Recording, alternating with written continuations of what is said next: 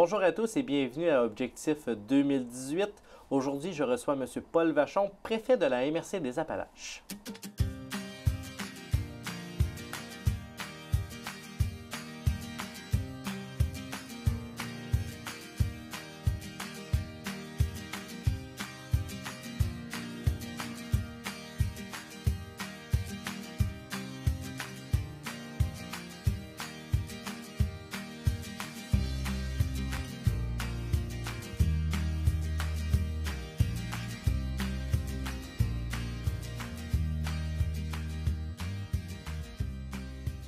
Bonjour, M. Vachon. Bonjour. Vous allez bien? Ça va très bien. Vous? Oui, ça va très bien aussi. Merci d'avoir répondu encore une fois à l'appel, cette fois-ci pour la MRC des Appalaches. Merci. Donc, on va faire comme je vous ai dit pour Caners Mill aussi, on va faire un tour d'horizon de c'est quoi la MRC, des enjeux, de l'organisation globale. Je pense qu'on va réaliser un peu l'impact de la MRC sur, pas notre quotidien, mais pas loin de notre quotidien en tant que citoyen. Donc, on va faire un tour d'horizon. C'est votre deuxième mandat comme préfet? C'est le quatrième. Quatrième mandat comme préfet? C'est des mandats beaucoup plus courts, c'est des mandats de 2 ans. OK.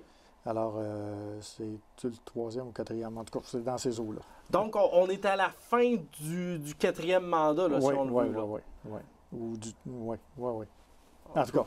En tout cas, on est dans la deuxième année d'un mandat quelconque. Oui, c'est ça. Être préfet d'une MRC, il y a deux processus finalement de sélection pour un préfet. Oui. Nous, c'est c'est nommé par les pairs qu'on appelle. Voilà. Tu as le préfet au suffrage universel ou tu as le préfet qui est choisi par les pairs. Dans le cas du préfet au suffrage universel, c'est, comme ça le dit, c'est un suffrage universel. Donc, il faut organiser des élections et n'importe qui peut se présenter en autant qu'il est un citoyen d'une des municipalités de la MRC. Il n'y a pas besoin d'être conseiller municipal, il n'y a pas besoin d'être maire. Il y a juste besoin de se présenter, puis il est élu par la majorité d'une population. C'est comme ça. Dans le cas d'un préfet choisi par ses pairs, c'est les 19 maires. Il y a des élections, il peut y avoir plusieurs candidats qui se présentent. Alors, et les maires vont élire le candidat de leur choix lors de cette élection-là. Le maire les candidats doivent se présenter, dire pourquoi ils veulent devenir préfet, qu'est-ce qu'ils entendent faire, mais ça reste élu par les 19 membres. Par les 19 maires. Alors, du Conseil des maires du conseil de la MRC. De la MRC, oui. Les préfets élus au suffrage universel, il y en a moins que les préfets nommés par les pairs. La raison pour laquelle il y a peu de MRC qui avaient choisi ce mode de scrutin-là, c'est parce qu'un coup qu'ils l'ont choisi, élus au suffrage universel, ils ne peuvent pas revenir en arrière. C'est un peu malheureux, parce que les gens, dans le fond, pourraient choisir un mode ou l'autre. Puis, mais un coup qu'ils n'ont choisi un. Quand tu es élu par les pairs, tu peux choisir d'être élu au suffrage universel. Quand tu es élu au suffrage universel, tu ne peux pas revenir en arrière. Fait que les gens disent, je ne prendrai pas de chance. Bien, évidemment, une élection aussi coûte cher. Une élection au suffrage universel, ça va coûter au moins 100 000 $. Et qui paye? C'est les contribuables. Alors, c'est une des raisons. Puis l'autre raison, ici, on a une ville-centre. Alors, les petites municipalités se disent, notre possibilité d'avoir un maire élu au suffrage universel qui va provenir, mettons, de Caners Mill, c'est très mince. Parce qu'un quartier à Thetford, c'est déjà plus que la municipalité. Ça fait que c'est une des raisons. Ils ne voyaient pas beaucoup d'avantages. Maintenant, une MRC, c'est pas connu, ça. Si on faisait un sondage, un vox pop à la population, puis qu'on leur demande s'ils sont fiers d'appartenir à MRC, je connais la réponse. C'est pas qu'ils ne sont pas fiers ou qu'ils vont être fiers, c'est qu'ils ne savent pas ce que c'est. Ils ne savent pas qu'est-ce qu'est une MRC. Ils ne savent pas ce qu'est aussi un préfet. Et c'est normal. Parce que ce n'est pas la MRC qui est proche du citoyen. C'est la municipalité qui est proche du citoyen. Nous, on est proche de la municipalité, mais pas le citoyen. Le citoyen fait affaire avec sa municipalité pour divers services. La MRC, nous autres, le seul service qui va être proche du citoyen, sauf la ville de Thetford, c'est l'évaluation municipale. Et c'est pas très populaire, l'évaluation municipale. C'est pour aller taxer après. C'est très discret comme service. Voilà. Alors, et finalement, c'est une nécessité. Parce qu'une MRC, c'est quoi? C'est le regroupement des municipalités. d'un certain nombre de municipalités qui forment un territoire. Nous, ça s'appelle la MRC des Appalaches. Auparavant, la MRC des Appalaches, c'est un nom qui est récent. Et pour moi, ça veut à peu près rien dire. Parce que les Appalaches, on sait que c'est un immense territoire en Amérique du Nord. Auparavant, ça s'appelait la MRC de l'Amiante. Mais les choses étant? C'est ça. Les choses étant, ça s'appelle la MRC des Appalaches. C'est une des 10 municipalités de la région Chaudière-Appalaches. La région Chaudière-Appalaches compte 10 MRC, y compris la ville de Lévis, qui est une ville MRC. Alors, nos voisins immédiats au niveau des MRC de notre région, c'est Lotbinière et les Trois-Beauces. Nouvelle-Beauce, Beauce-Sartiguan, Robert-Lich. Alors, c'est ce qui constitue la région Chaudière-Appalaches. C'est l'ensemble de ces MRC-là. Ouais. Et nous, dans notre MRC, le territoire que couvre finalement la MRC des Appalaches, ça s'étend de où à où? Là? Il y a 19 municipalités, dont la ville-centre, puis est en plein centre d'ailleurs de la MRC. Elle est vraiment au centre du centre. Oui, elle est vraiment au centre. Et le territoire est relativement grand. Là. On part de Beaulac-Garde-Bay, si on longe le long de la 112 pour se rendre à East Broughton, même plus loin, le Sacré-Cœur-de-Jésus, qui est à la limite avec Tain-Jonction. Alors ça, c'est le territoire dans l'axe est-ouest. Et si on va dans l'autre sens, est-nord-est, c'est la municipalité d'Adstock, le long de la route 269 jusqu'à Saint-Jacques-de-Lise, qui va à côté avec la MRC de Lotbinière. Maintenant, vers le sud, on a la région des lacs, d'Israélie, Coleraine, Beaulac-Garde-Bay, puis dans les montagnes, Saint-Julien, Saint-Fortunat, Saint-Jacques-le-Majeur, ces municipalités-là. Qui font partie intégrante de notre MRC. Qui font partie intégrante de notre MRC. Donc, on a tout ce monde-là qui se réunissent autour de la table des maires, du Conseil des maires qu'on appelle. Donc... Le Conseil des maires se réunit une fois par mois pour l'ensemble des maires, des 19 maires. On travaille évidemment sur toutes sortes de projets qui nous sont communs, qui sont très variés. Là. Ça peut aller de préoccupations qu'on peut avoir qui ne sont pas nécessairement pour tout le monde. Je pense à Internet. Là. Les petites municipalités ne l'ont pas, la ville l'a. Donc, les intérêts peuvent être différents. Bien, on va discuter quand même d'intérêts qui nous sont communs. Ça peut être autant en agriculture qu'en gestion de matières résiduelles, Internet, etc. C'est très, très varié, très grand. Là. Très grand pour ça.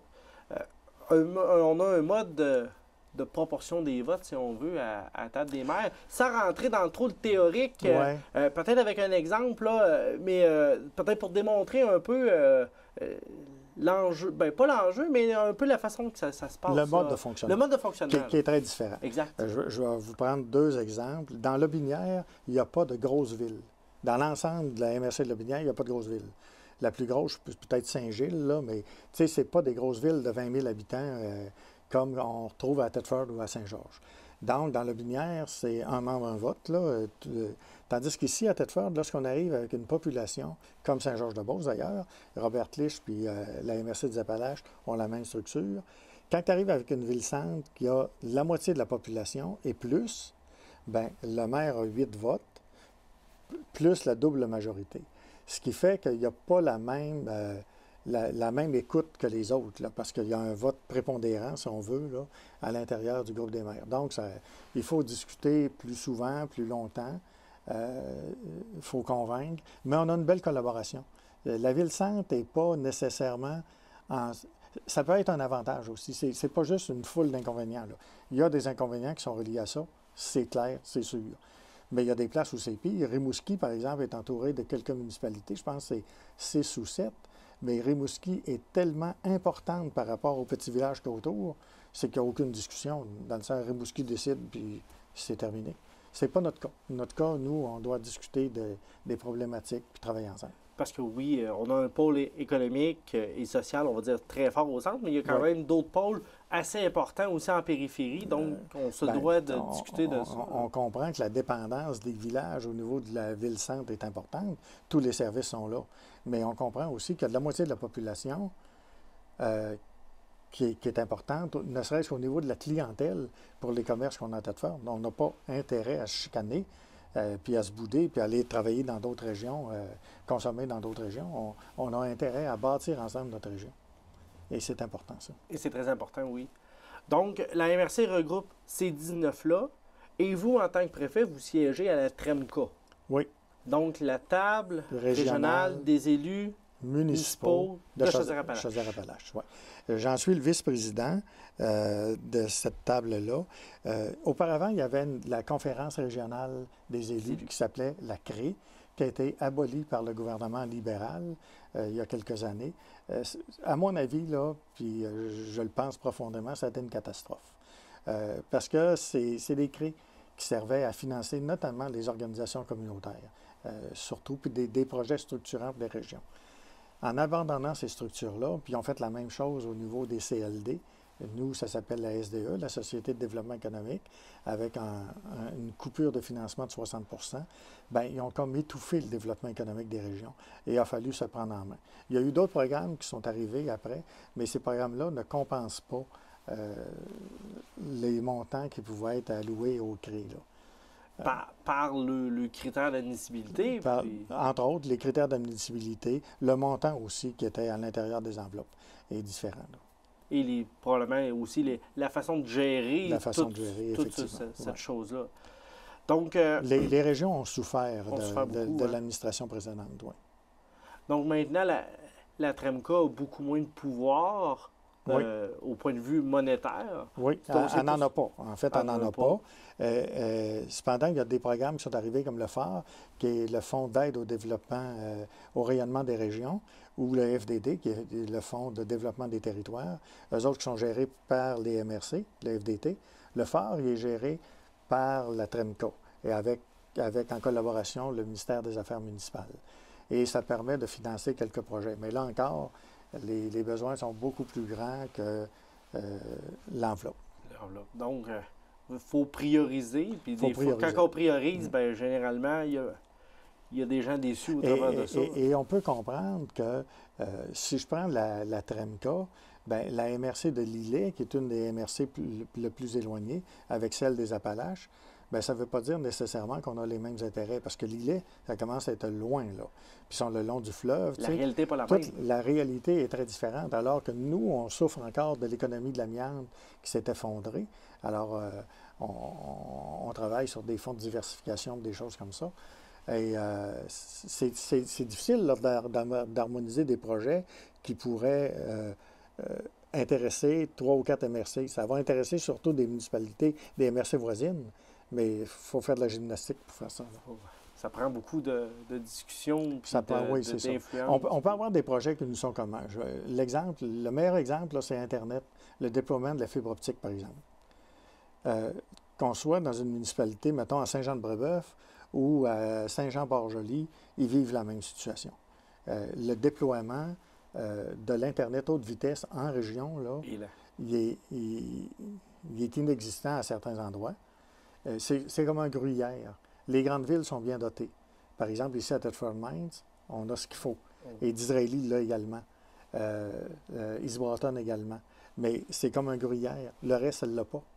C'est comme si on disait dans une municipalité qu'une partie de tes citoyens a un privilège, puis l'autre, elle ne l'a pas. Et ça ne marche pas. On avait un projet au niveau de la MRC qui était le déploiement de la fibre optique sur l'ensemble du territoire. C'est un projet qui était énorme, 25 millions. Les analyses ont été faites. On a payé, je ne me souviens plus combien, là, pour faire les analyses. Les analyses étaient faites dans ce sens-là. Et on avait aussi de la part du gouvernement libéral, comme du nouveau gouvernement caquiste, des volontés de s'avancer dans ce projet-là. Même le fédéral l'avait dit. Mais on est toujours encore dans la promesse puis dans la volonté de le faire. Mais nous, nos projets sont là.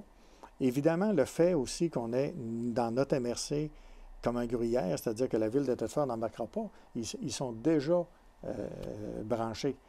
Alors, ça les exclut du projet. Les coûts ne sont plus les mêmes. Donc, ça rend notre projet très difficile. Mais je pense qu'on peut le faire, mais autrement, par municipalité. Mais il faut avoir les fonds disponibles. Et ce n'est pas au compte-gouttes qu'on va faire ça. Il faut vraiment prendre conscience que c'est un besoin autant social qu'économique pour donner la même chance aux citoyens. Je pense aux jeunes enfants pour Internet. Je pense aux travailleurs autonomes. Tu sais, dans une petite municipalité, quelqu'un peut être un travailleur autonome, un dessinateur, peu importe là, son métier, mais il peut le faire à partir de son bureau chez lui. Mais s'il n'a pas accès à Internet. Si on n'a pas les bons outils Comment peut-il travailler? Impossible. Mm. Donc, ça va prendre un tour de force là, à ce niveau-là. Je pense qu'on est à la bonne place. J'ai eu le privilège de rencontrer l'ancien premier ministre, M. Philippe Couillard. J'ai également rencontré le nouveau premier ministre, François Legault, durant la période électorale. Et les deux étaient sensibles à cette question-là. Ils connaissent bien là, la problématique régionale. Et je pense que ce coup-là, ce ne sera pas des promesses en l'air. On va le faire. Ça ne veut pas dire qu'on va le faire cette année, l'année prochaine. Bien, je pense que l'année prochaine, ça va commencer à bouger. Mais je pense qu'il faut régler ce problème-là. Une bonne fois pour toutes. Oh oui, on sait que ça va être cher, mais si le gouvernement fédéral, le gouvernement provincial, les gouvernements municipaux et l'entreprise privée, parce qu'il ne faut pas oublier que c'est l'entreprise privée qui profite après des profits qu'elle réalise, parce que c'est les gens payent, là. Il faut les mettre à contribution et les obliger d'être à contribution. Bien, si tout le monde y participe, on va réaliser nos projets. Mais il faut arrêter d'hésiter, il faut arrêter d'avoir peur. Celui qui en retire des bénéfices doit participer à l'effort collectif. Ils n'ont pas d'intérêt. Bien, une compagnie privée, puis je les comprends, puis c'est bien correct, une compagnie privée n'a pas intérêt à venir installer la fibre optique, disons, à Kinners Mills. Parce que la population est dispersée sur un territoire. Déployer la fibre optique, c'est, je ne me souviens plus combien de milliers de dollars du kilomètre, là. Alors, déployer la fibre optique, ça ne deviendra jamais rentable. Mais c'est rentable à Thetford. Alors, moi, je me dis, si à Thetford, tu as un bloc appartement qui t'a 20 portes, puis tu n'as pas rien déployé, ou presque, c'est rentable, bien, je vais t'obliger à aller déployer ailleurs, puis tout ça mis ensemble, tu vas obtenir ta rentabilité avec les subventions gouvernementales, etc. Si Maurice Duplessis, à une autre époque, avait décidé qu'il n'obligeait pas les compagnies à déployer l'électricité, bien, on serait où? En gouvernement, il faut que ça gouverne. Ça doit prendre des décisions et ça doit le faire. Donc, on vous souhaite, vous et tout le réseau, de pouvoir arriver à ça. On ne lâchera pas. C'est un dossier qui doit aboutir, puis il va aboutir. Ça, c'est pas une priorité pour tout le monde, mais en même temps, quand c'est une priorité pour la plus petite de notre municipalité, à la MRC des Appalaches Saint-Jacques-le-Major, c'est pas une priorité pour Thetford. Mais après, quand on se retourne, on dit à Thetford, c'est quoi ta priorité? Puis est relié à l'amiante, est relié à la santé publique, puis est relié à des fonds de diversification.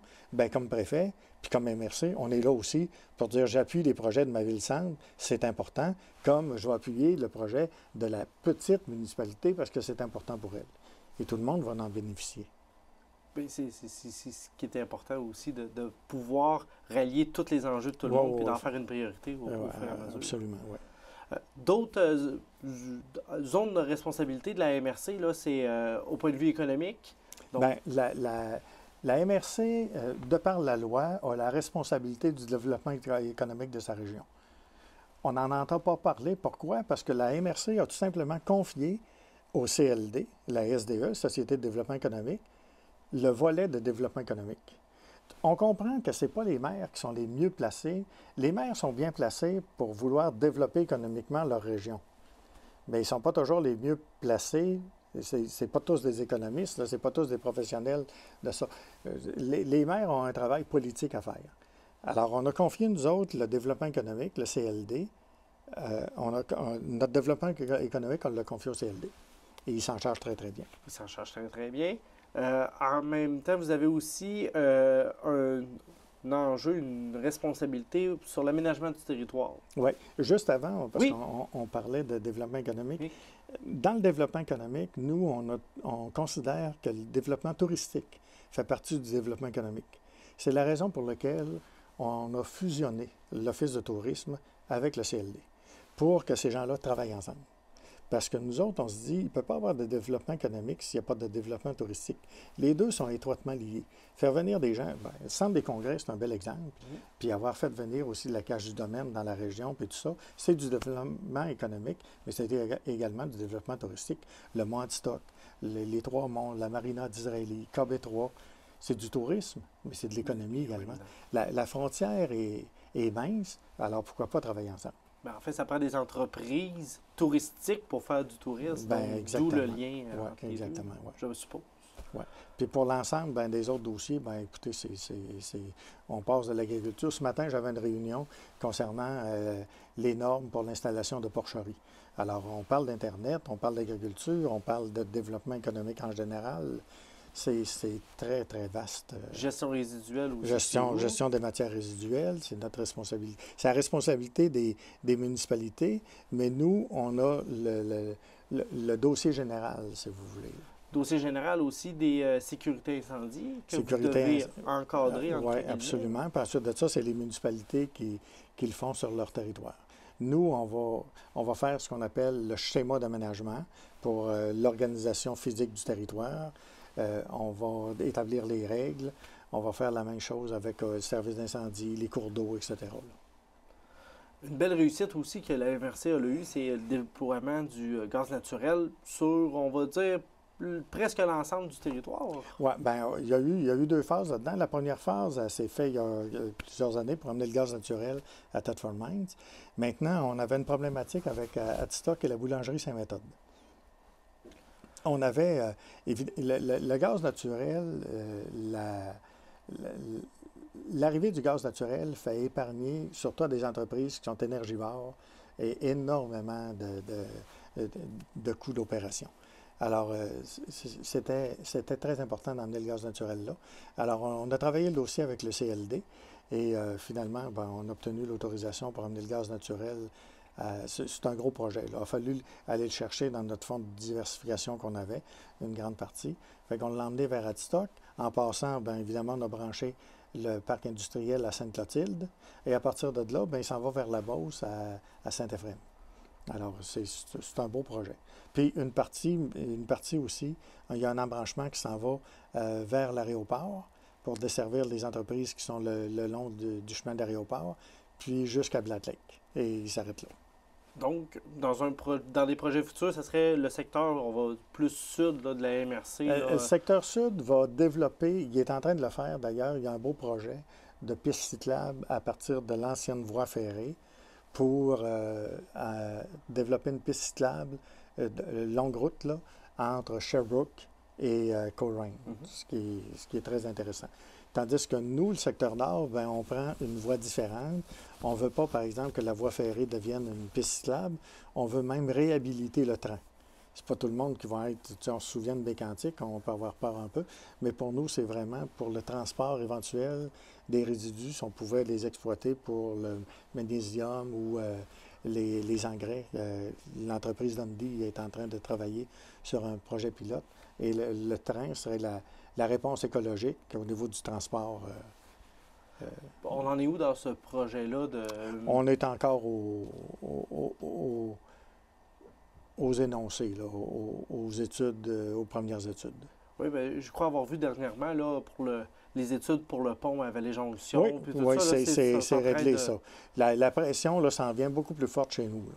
Ça s'en vient tranquillement vers chez nous. Oui, parce qu'un coup que Vallée-Jonction va être réglé puis que le pont va être bâti, là, il ne faut pas manquer l'opportunité d'être capable de transporter des marchandises de notre MRC vers la Beauce, parce qu'un coup que tu es dans la Beauce, tu en vas à Québec vers les États-Unis. Puis on comprend que le transport par train, c'est beaucoup moins dispendieux que le transport par camion.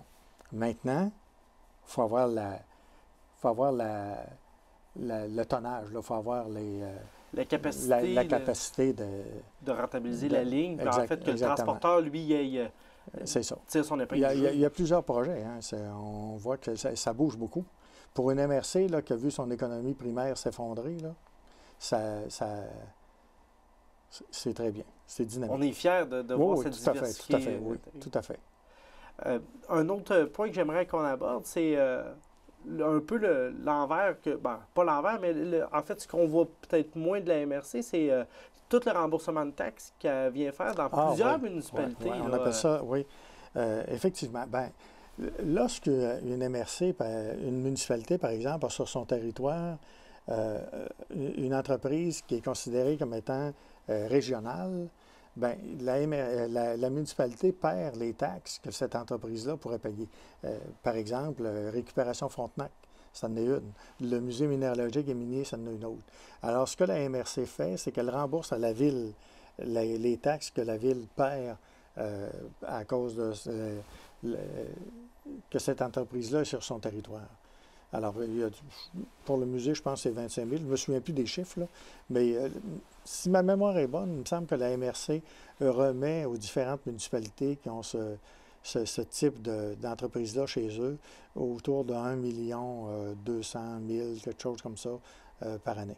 Donc, c'est quand même un montant considérable oui, c'est dans les infrastructures. C'est des infrastructures qui sont économiques ou touristiques, finalement, oui, tout à fait, de la région. Oui, donc, pour que le citoyen, même chez lui, va profiter de cet apport-là de la MRC. Souvent, le citoyen l'ignore, mais ça fait partie de ses taxes à lui, là. Et c'est des choix qu'on fait de supporter ces entreprises-là.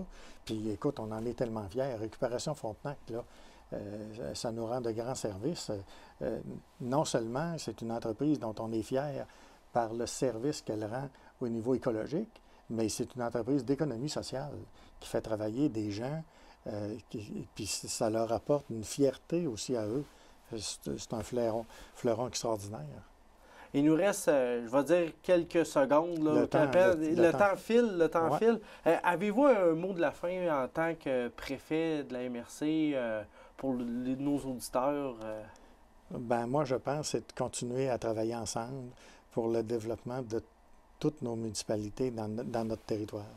Développer notre territoire ensemble, c'est ma mission. C'est votre mission. C'est ma mission. Bien, merci beaucoup, M. Vachon, pour cet entretien.